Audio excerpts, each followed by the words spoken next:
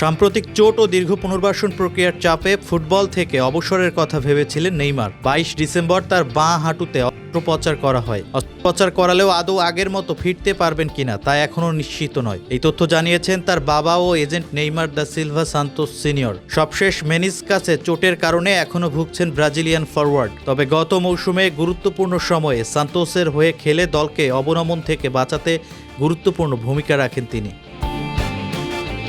৩৩ বছর বয়সী ফরওয়ার্ডের অস্ত্রোপচারের আগে তার সঙ্গে কি কথা হয়েছিল সেটি এক ইউটিউব সাক্ষাৎকারে জানান নেইমার সিনিয়র। তিনি বলেন, সে মেনিসকাসে চোট পেয়েছিল। আমরা তার সঙ্গে কথা বলার আগেই সংবাদ মাধ্যম সেটা ফাঁস করে দিয়েছিল। এজন্য মানসিকভাবে ভেঙে পড়েছিল সে। তিনি জানান, নেইমার বলেছিলেন অস্ত্রোপচার করালেও আদৌ আগের মতো ফিরতে পারবেন কিনা সে বিষয়ে তিনি নিশ্চিত নন। এমন পরিস্থিতিতে ছেলেকে দুটি বিষয়ে মনোযোগ দিতে বলেন নেইমার সিনিয়র। একটি হলো মাঠে ফিরে সমালোচকদের জবাব দেওয়া, অন্যটি বিশ্বকাপে খেলার স্বপ্ন ধরে রাখা।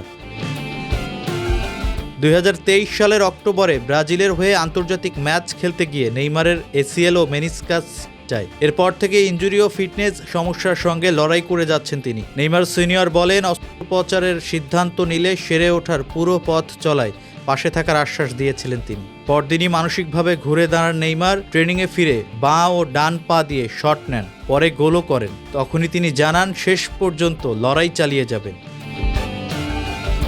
২০২৫ সালের জানুয়ারিতে সান্তোসে ফিরে ব্রাজিলের সিরিয়া মৌসুমের অর্ধেক সময় খেলতে পেরেছেন নেইমার। লিগে তার গোল ৮টি, যার মধ্যে শেষ দিকে করা ৪ গোল দলকে অবনমন থেকে বাঁচাতে বড় ভূমিকা রাখে। আশা করা হচ্ছে ২০২৬ মৌসুম শুরুর আগেই পুরোপুরি সুস্থ হয়ে ফিরবেন ব্রাজিলের সর্বোচ্চ গোলদাতা এই তারকা, যিনি ১২৮ ম্যাচে ৭৯ গোল করে ৩টি বিশ্বকাপে খেলেছেন।